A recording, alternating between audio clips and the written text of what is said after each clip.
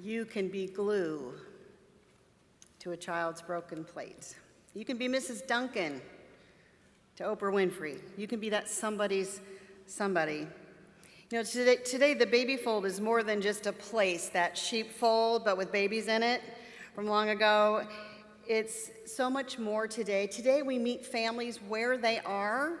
They're not coming to us so much, we're going to them and meet them where they are, because that's where change has to begin, where they are. We meet them there. To help us understand that a little bit, I'm going to go back to a child example because it's easier. We have a large program in our elementary and junior, senior high school classes of children that are on the autism spectrum. And a child that I'm meeting for the first time who is on this spectrum is not likely to greet me, right? Not going to look at me. They may not have words yet or very many words. And autism means world of one, right? Does everybody know a child on the spectrum probably? It's a growing population. There you go.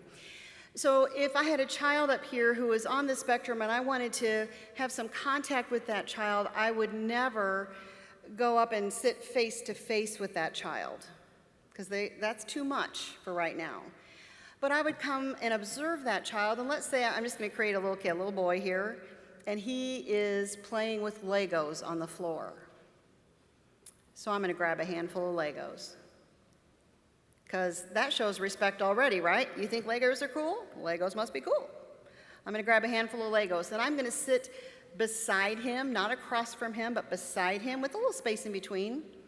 And if I can, I'm going to get into the posture he is in, unless it's a W sit, because I can't do that anymore. But I'm going to sit as close to the same posture as he has. And I'm going to watch him play with his Legos, and I'm going to play with mine. And I'm not making eye contact, and I'm not asking him for anything right now. I'm just showing some respect and care. That's it. And if he builds a certain kind of little tower with the blue Legos, I'm going to do the same thing. Because again, that shows respect, doesn't it? You think that's cool? I think it's cool too then. I'm going to do that too. And then maybe as we are having a little bit of interaction, I'm going to, maybe with no words, just do a, awesome, way to go, okay?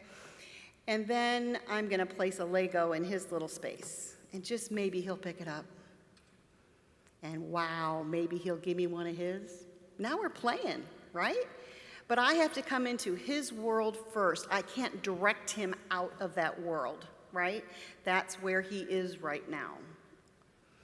We do the very same thing with our families. We go to where they are physically. We go to their homes.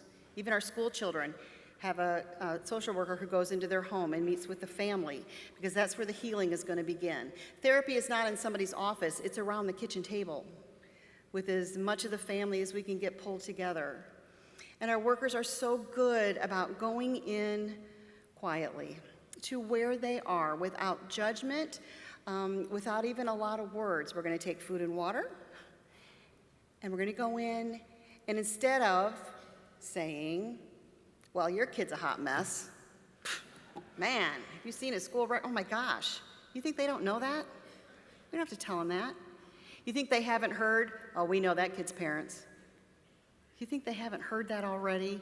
How would you feel if someone came into your home and said, wow, your kid's a mess and we think it's your fault? How would you feel about that? How would you like someone to come in from the outside and tell you how to run your family? You'd be appalled, wouldn't you? But our families are struggling. They're interacting with the baby fold. There's a struggle there. But we go in quietly with food and water, sit at the table and say, tell me about your family. What makes your son cry or your little girl laugh? What makes you scared? Now, we're observing the home. We may have a dozen ideas of things that we'd like to change, but we're not going to talk about it right away. Not yet. We meet them where they are. Tell me about your childhood. Tell me about your mom and dad.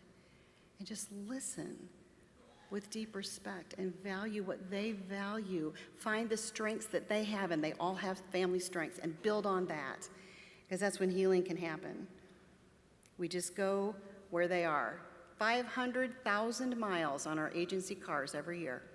I feel like I did that last week, but lots of miles to go in 28 counties all over downstate Illinois to meet with those families of adoptive children, foster children, families that are in crisis, whatever the program. Again, even our school children, we go to the home and sit down and hear their story And it's easy to let judgment go by, because if you hear their story, it breaks your heart and opens you up to guide them, to show some compassion, to offer some guidance and some prayer, because we all do have that same need to know that we are loved and lovable, and that's what we're about.